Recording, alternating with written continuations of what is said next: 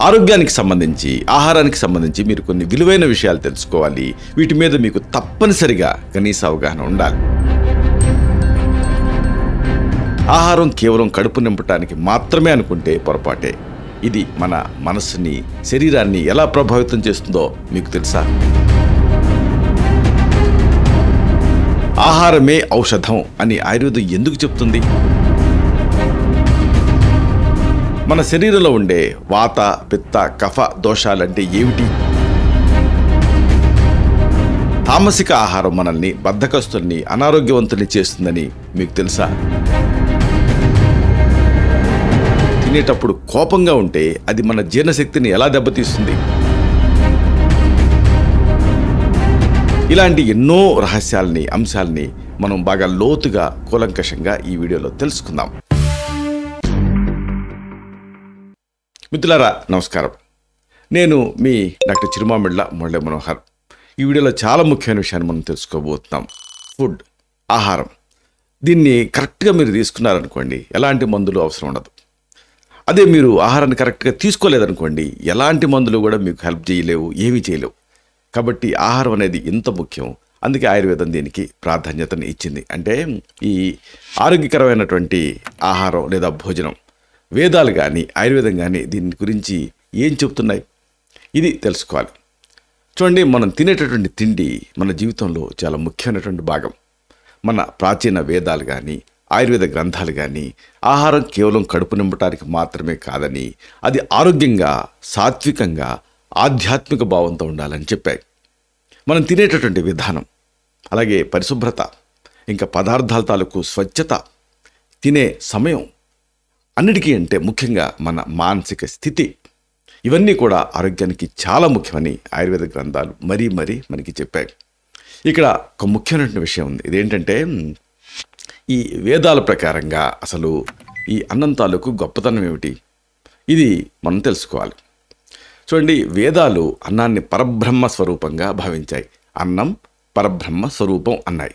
అంటే అన్నమే సకల జీవులకి ప్రాణం. చూడండి, ప్రతి జీవి కూడా ఫుడ్ కోసమే తాపత్రయపడుతూ ఉంటుంది. కాబట్టి అన్నానికి ఇంత ప్రాధాన్యత ఉంది. అందుకే అన్నాన్ని మనం గౌరవించాలని వేదాలు చెప్పాయి. భోజనం చేసే ముందు అన్నదాత సుఖీభవ అని తలుచుకోవటం మన ప్రాచీన సాంప్రదాయం. వేదాల ప్రకారంగా మనం తినేటటువంటి ఆహారం మన మనస్సు, శరీరం రెండింటినీ కూడా ప్రభావితం చేస్తుంది. ఇక్కడ అతి ముఖ్యమైనటువంటి ఒక విషయం ఉంది. ఇదేమిటంటే, ఈ ఆయుర్వేదంలో ఈ ఆహారమే ఔషధం కింద చెప్పారు. అంటే ఆహార విహార ఔషధై అని త్రివిధ వ్యూహాల్లో ఈ ఆహారం అనేది చాలా ముఖ్యమైనది. ఆయుర్వేదం ఆహారాన్ని ఔషధంగా ఉపయోగపడుతుందని చెబుతూ దీనికి సంబంధించినటువంటి ప్రాముఖ్యతను చెప్పింది. సరైనటువంటి ఆహారం తీసుకోవటం వల్ల మన శరీరంలో త్రిదోషాలు అనేవి ఉంటాయి. అవి నిజానికి ఆ త్రిధాతువుల కింద చెప్తారు. అంటే వాతపిత్త కఫాలు అనేది సమస్థితిలో ఉన్నప్పుడు త్రిధాతువులు, అవి అసమస్థితిలోకి వెళ్ళినప్పుడు దోషాల కింద మారతాయి. చూడండి, మనకి లాలాజలం ఉండాలి. అది మామూలుగా ఉన్నప్పుడు మనకి ఆరోగ్యం, ఎక్కువైందనుకోండి అనారోగ్యం, తక్కువైందనుకోండి అనారోగ్యం. అలాగే మలం కూడా అంతే. అది అసలేమీ రాలేదనుకోండి మలబద్ధకం, బాగా ఎక్కువైందనుకోండి విరేచనాలు. అది మలం అనేది కరెక్ట్గా ఉండాలి. ఇలాగ ప్రతిదీ కూడా సమస్థితిలో ఉండాలి. ఆ సామ్య స్థితిని సాధించడమే ఆరోగ్యం. ఇక్కడ ఈ దోషాలు కూడా అంతే. బయోరెగ్యులేటింగ్ ప్రిన్సిపల్స్, వాతపిత్త కఫాలు అనేటటువంటి బయోరెగ్యులేటింగ్ ప్రిన్సిపల్స్, అవి సమస్థితిలో ఉన్నప్పుడు వాటిని ధాతువులు అంటాం, అసమస్థితిలో ఉన్నప్పుడు దోషాలు అంటాం. కాబట్టి ఇవి సమస్థితిగా ఉండాలి. ఈ మూడు దోషాలే మన శరీరాన్ని, మన ఆరోగ్యాన్ని ప్రధానంగా నియంత్రిస్తూ ఉంటాయి. వాటి సమతులితే మన ఆరోగ్యానికి చాలా అవసరం. ఇక్కడ చాలామంది ఎప్పుడు అడిగేది ఏంటంటే, డాక్టర్ గారు మీరు ఎప్పుడు కూడా వీటి గురించి చెప్తూ ఉంటారు, అసలు ఏమిటివి అని. అంటే ఈ ప్రధానంగా వాత దోషం. ఈ వాత దోషం అంటే ఏమిటి అనేది తెలుసుకోవాలి. చూడండి, దీనికి ప్రత్యేకమైనటువంటి డెఫినేషన్ ఆయుర్వేదంలో చెప్పారు. తత్తరూక్షో లఘుశీత కరసూక్ష్మో చలో అనిలహ అని. అనిలం అంటే వాతం. అంటే ఇది గాలి, ఆకాశం తాలూకు కలయిక. అంటే పంచమహాభూతాలే ఈ దోషాల కింద మారతాయి. ఆ దోషాలే మన ఆరోగ్యాన్ని నియంత్రిస్తూ ఉంటాయి. ఇక్కడ ఇది గాలి అలాగే ఆకాశం తాలూకు కలయికనే వాత దోషం అంటాం. శరీరంలో ఉండేటటువంటి కదలికలు, జీర్ణక్రియ, చురుకుదనం, నాడుల పనితీరుని ఈ వాతం నియంత్రిస్తూ ఉంటుంది. మరి ఇది అసమతుల్యంగా మారిందనుకోండి, అప్పుడు చర్మం పొడిబారుతుంది, అలసటగా అనిపిస్తూ ఉంటుంది, నిద్రలేమి ఇబ్బంది పెడుతూ ఉంటుంది, కండాల బలహీనత సతమతం చేస్తూ ఉంటుంది, కీళ్ళ నొప్పులు వేధిస్తూ ఉంటాయి, ఆందోళన, భయం, మానసిక అస్థిరత ఇలాంటి మనోవికారాలు ఇబ్బంది పెడుతూ ఉంటాయి. కడుపు ఉబ్బరింపు సతమతం చేస్తుంది, గ్యాస్ ఆందోళన కలిగిస్తూ ఉంటుంది, మలబద్ధకం ఇబ్బంది పెడుతూ ఉంటుంది. ఒత్తిడి ఉన్నప్పుడు ఈ దోషం అనేది పెరుగుతుంది. ఇక రెండోది మనం ఫ్రీక్వెంట్గా వినేటటువంటి మరొక పదం ఏంటంటే ఇదే పిత్తదోషం. అంటే ఈ పిత్తం అనేటటువంటి దాన్ని కూడా మీరు వింటూ ఉంటారు. ఈ పిత్తాన్ని ఎలా డిఫైన్ చేస్తుంది శాస్త్రం? పిత్తం సస్నేహ తీక్ష్ణోష్ణం లఘు విశ్రంసరం ద్రవం అని. అంటే దీని లక్షణాలు, ఇది నిప్పు నీరు తాలూకు కలయిక. చూడండి, నిప్పు నీరు రెండు ఆపోజిట్స్ కలుస్తాయి. కలిసినప్పుడు బడబాగ్ని అనేది పుడుతుంది. అంటే ఇలాగా ఇక్కడ రెండు ఆపోజిట్స్ కలవటమే పిత్త లక్షణం. అంటే మీకు ఎక్స్ట్రీమ్స్ ఆఫ్ మానసిక స్థితులు ఉన్నాయనుకోండి, వైరుధ్యాలు ఉన్నాయనుకోండి, అది పిత్తం. అంటే మీకు అంతలోనే కోపం వస్తుంది, అంతలోనే ప్రశాంతంగా మారతారు, అంతలోనే ఒకళ్ళ మీద ఇష్టం వస్తుంది, అంతలోనే ఒకళ్ళ మీద ద్వేషం వస్తుంది. ఇది పిత్త లక్షణం. జీర్ణశక్తి, అలాగే శరీర ఉష్ణోగ్రత, మానసిక చురుకుదనం దీని నియంత్రణలో ఉంటాయి. ఇది పిత్తం అసమతుల్యంగా మారిందనుకోండి, విపరీతమైన దప్పిక వేస్తూ ఉంటుంది, ఆకలి ఎర్రేటిక్గా ఉంటుంది, పడి దాడి చేస్తుంటారు ఫుడ్ మీద, అలాగే ఎసిడిటీ ఉంటుంది, అమ్లపిత్తం, ఇంకా కడుపు సంబంధిత సమస్యలు ఉంటాయి, చర్మం ఎర్రబాడుతూ ఉంటుంది, పొక్కులు వస్తూ ఉంటాయి, చర్మ వ్యాధులు ఇబ్బంది పెడుతూ ఉంటాయి, కోపం, చిరాకు, శరీరంలో వేడి, చెమటలు ఎక్కువగా పట్టడం, ఇవన్నీ కూడా ఈ పిత్తం లక్షణాలు. ఇక మూడోది అతి ముఖ్యమైనది మనం వింటూ ఉంటాం, ఇదే కఫ దోషం. అంటే ఈ కఫం అనేది పెరిగిపోవటం. ఇక్కడ కఫాన్ని ఎలా డిఫైన్ చేస్తారు అంటే గురుర్మంద హిమస్నిగ్ధ శ్లగ్న సాంద్ర మృదు స్థిరహ అంటుంది ఆయుర్వేదం. అంటే ఇది భూమి నీరు తాలూకు కలయిక. ఇది శరీర నిర్మాణానికి అవసరం, మానసిక స్థిరత్వానికి అవసరం, రోగనిరోధక శక్తిని ఇది కంట్రోల్ చేస్తూ ఉంటుంది.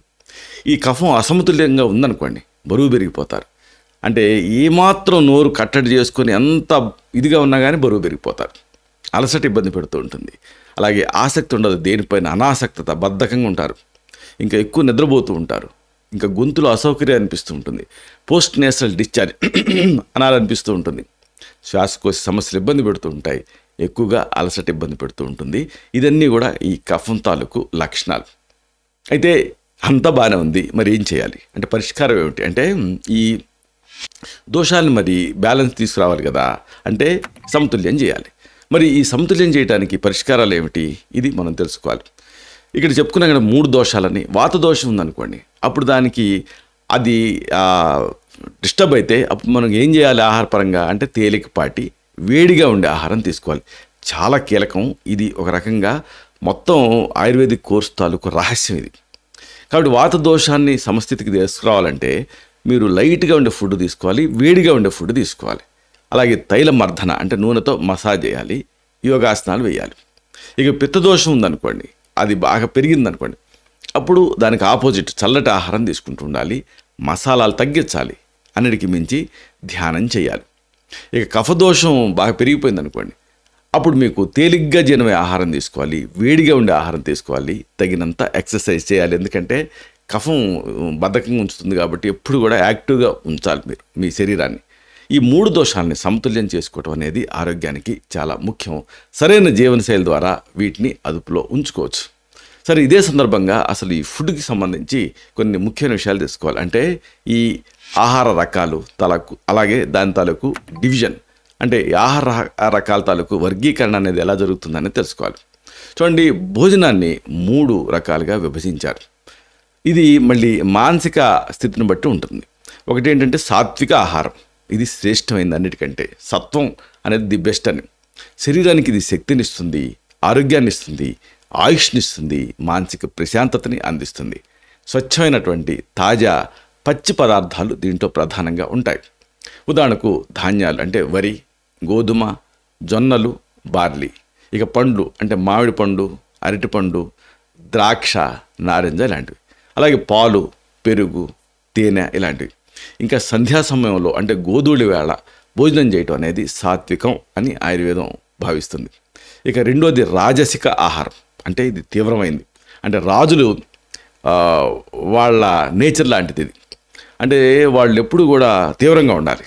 అంటే సాత్వికంగా ఉంటే సరిపోదు, శత్రువుల్ని మట్టుబెట్టేటువంటి సామర్థ్యం వీళ్ళకు ఉండాలి.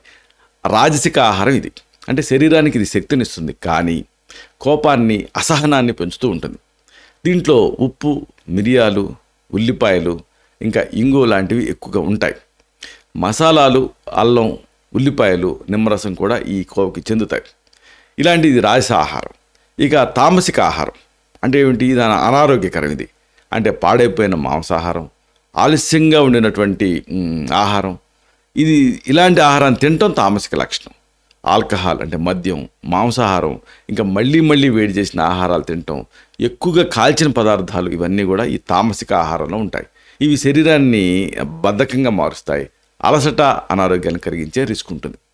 సరే, అతి ముఖ్యమైన మరొక పాయింట్ ఉంది. ఇదేంటంటే భోజన నియమాలు.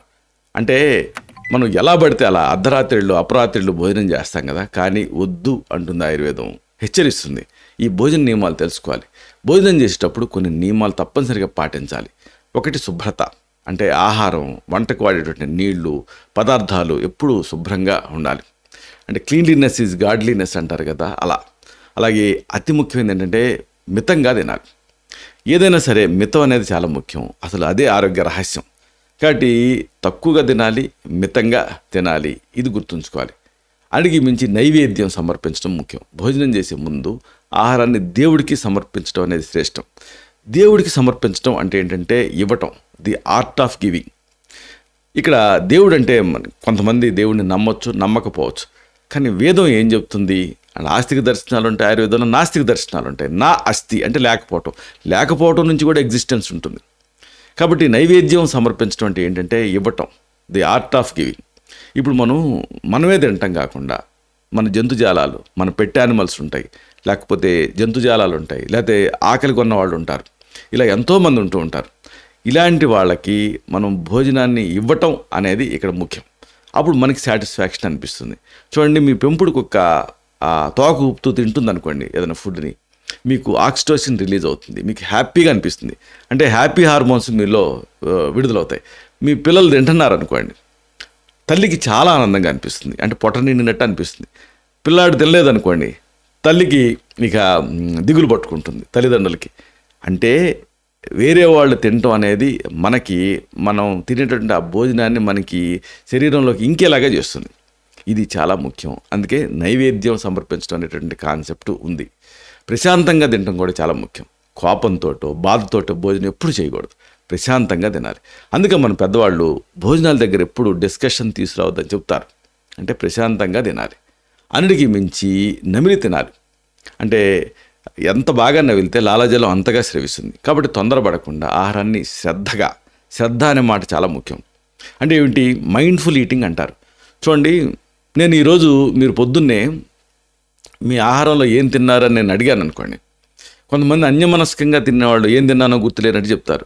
ఈరోజు అంటే గుర్తుంటుంది, నిన్నేం తిన్నారు, మొన్న ఏం తిన్నారో గుర్తుండదు. కానీ మైండ్ఫుల్ ఈటింగ్లో మీకు గుర్తుండటం వల్ల అది బాగా వంట పడుతుంది. కాబట్టి ఆహారాన్ని శ్రద్ధగా నమిలి తినాలి. ఇది చాలా ముఖ్యం. తొందరగా తింటే అది ఆరోగ్యానికి హాని చేస్తుంది. ఇప్పుడు వేగంగా కురిసేటటువంటి వర్షం ఎప్పుడు కూడా ఫ్లడ్స్ లాగా వచ్చేస్తాయి, మళ్ళీ అవన్నీ వెళ్ళిపోతాయి. అదే నెమ్మదిగా కురిసేటటువంటి వర్షం నేలని తడిసేలా చేస్తుంది. కాబట్టి ఆహారాన్ని ఎప్పుడు నెమ్మదిగా తినాలి. సరే, ఇంకొక డౌట్ చాలామందికి వస్తుంది. ఇదేంటంటే భోజనానికి ఈ సరైనటువంటి సమయం ఏమిటి అని. అంటే ఈ భోజన సమయాలు ఏమిటి అనేది కూడా తెలుసుకోవాలి. అంటే ఎప్పుడు పడితే అప్పుడు తినొచ్చా అంటే దీనికి ఒక పర్టికులర్ టైం అనేది ఉంటుంది, భోజన సమయం. ఉదాహరణకు ఉదయం అనుకోండి, సూర్యోదయం తర్వాత అల్పాహారం తీసుకోవటం మంచిది. మధ్యాహ్నం అనుకోండి, ఇది భోజనానికి ఉత్తమమైనటువంటి సమయం నిజానికి. ఇక రాత్రి భోజనం ఎప్పుడు కూడా మితంగా ఉండాలి. చాలా ఆలస్యంగా ఎప్పుడు తినకూడదు. అంటే ఇప్పుడు కాలమానం ప్రకారంగా దాదాపుగా 6:30-7 భోజనం ముగించేయాలి. ఎందుకంటే ఆ టైంలో తినేటటువంటి తిండి బాగా మనకి వంట పడుతుంది. ఇక అతి ముఖ్యమైనటువంటి మరొక ముఖ్యమైన విషయం ఉంది. ఇదేంటంటే ఈ వేదాల్లో చెప్పినటువంటి అసలు ఈ శ్రేష్టమైనటువంటి ఆహార పదార్థాలు ఏమిటి, ఇది తెలుసుకోవాలి. చూడండి, ధాన్యం విషయానికి వస్తే గోధుమలు, యవగోధుమలు అని ఉంటాయి. అంటే ఈ రోజుల్లో మనం వాటిని బార్లీ అంటున్నాం, లేకపోతే ఓట్స్ అని కూడా అంటున్నాం. కానీ అసలైన పదం యవలు, జవ్ అనేటటువంటి హిందీ పదంతో కూడా దీన్ని పిలుస్తారు. అలాగే వరి, ఇంకా జొన్నలు, అలాగే రాగులు. ఇవి ఆరోగ్యానికి చాలా మంచివి, మనశ్శాంతిని ఇవి పెంచుతాయి. ఇక పండ్ల విషయానికి వస్తే మామిడి, the pride fruit of India, అద్భుతమైనటువంటి రుచి. అసలు ఆ దేవుడు తన శక్తినంతా వాడి ఈ పండును రూపొందించాడా అనిపిస్తుంది. అంత అద్భుతంగా, అంత అద్భుతమైన రుచి. ఎన్నో కెమికల్స్ ఫార్ములేషన్స్ వచ్చాయి, కానీ దీని ముందు అవన్నీ కూడా దిగదిడిపోయాయి. అలాగే అరటి, ఇది మంచి కడుపు నింపుతుంది, చక్కటి శాటిటీని ఇస్తుంది. దీంట్లో పొటాషియం ఉంటుంది, ఇది కండరాల నొప్పులు ఇలాంటి వాటిని తగ్గిస్తుంది. ఇక ద్రాక్ష మంచి నిద్రాజనకంగా పనిచేస్తుంది. నారింజ విటమిన్ సి ఉంటుంది, ఇమ్యూనిటీని పెంచుతుంది. బాదం బుద్ధి బలాన్ని పెంచుతుంది. ఇలాంటి విటమిన్లు ఎక్కువగా ఉండేటువంటి పండ్లు తినడం చాలా మంచిది. ఇక పాల పదార్థాల విషయానికి వస్తే పాలు, పెరుగు, నెయ్యి మెయిన్గా మంచి పోషకాలు ఉంటాయి. ఫ్యాట్ సాల్యుబుల్ విటమిన్స్ వీటి ద్వారా శరీరంలోకి వెళ్తాయి, అంటే ఏడీఈకి అనేవి వెళ్తాయి.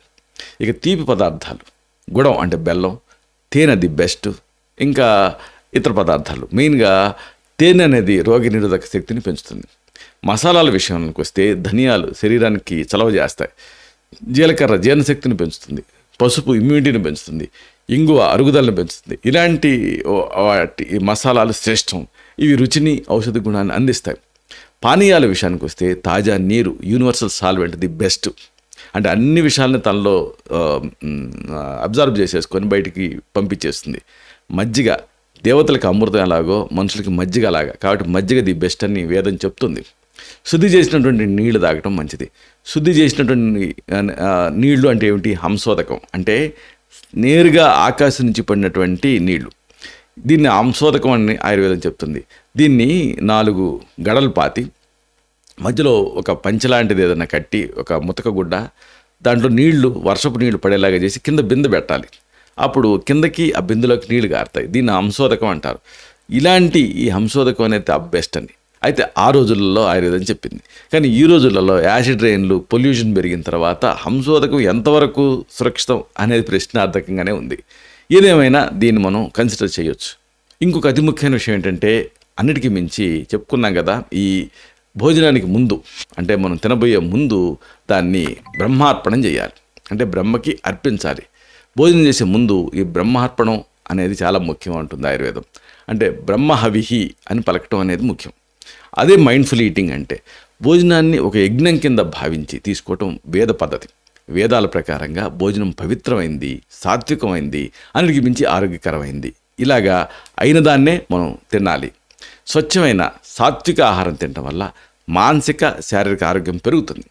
భోజనం చేయటం కూడా ఒక యజ్ఞం అని భావించి తినడం అనేది వేద నియమం.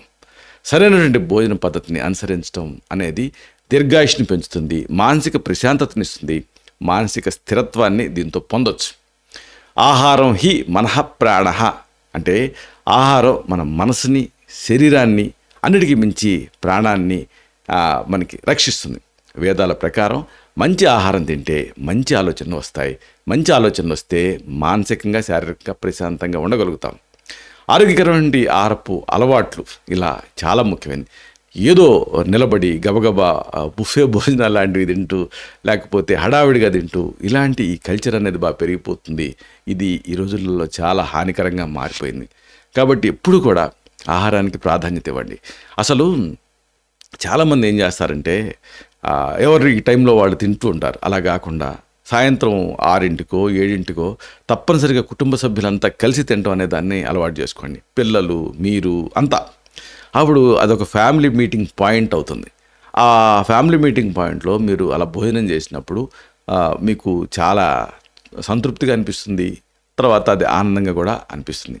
ఏదేమైనా ఇలాంటి ఆరోగ్యకరమైన ఆహారపు అలవాట్లు మీరు ఎలాంటి అడాప్ట్ చేసుకున్నారు, మీ ఆహారపు అలవాట్లు ఏమిటి, అలాగే మీ ఫీలింగ్స్ ఏమిటి, ఇలాంటి మీ అభిప్రాయాల్ని కామెంట్ సెక్షన్లో పోస్ట్ చేయండి. అప్పుడు మన తోటి సబ్స్క్రైబర్స్కి ఇది ఉపయోగపడుతుంది. ఇలాంటి మరిన్ని ఇన్ఫర్మేటివ్ వీడియోస్ కోసం ఈ ఛానల్ని సబ్స్క్రైబ్ చేసుకోండి. అలాగే ఈ వీడియోలు అప్లోడ్ అవడంతో ఆ విషయం మీకు తెలియాలనుకుంటే బెల్ బటన్ క్లిక్ చేయండి. అప్పుడు మీకు ఒక నోటిఫికేషన్ వస్తుంది. ఆ నోటిఫికేషన్ మీరు క్లిక్ చేస్తే ఆ వీడియోని మిస్ కాకుండా చూడగలుగుతారు. అలాగే ఈ వీడియో మీకు నచ్చితే లైక్ చేయండి. అప్పుడు ఇది మరింత ఎక్కువ మందికి రీచ్ అవుతుంది. మన పర్పస్ సర్వ్ అవుతుంది. ఈ వీడియో తాలూకు పర్పస్ అంటే అందరికీ ఆరోగ్యాన్న మన అభిలాష, మన ఆకాంక్ష నెరవేరుతాయి. శతం జీవ శరదో వర్ధమానః, శతం హేమంతాన్ శతం వసంతాన్. 100 శరత్తులు, 100 హేమంతాలు, 100 వసంతాలు వర్ధిల్లుతూ జీవించండి. Stay healthy, stay happy, be positive, keep smiling. Love you all. శుభం.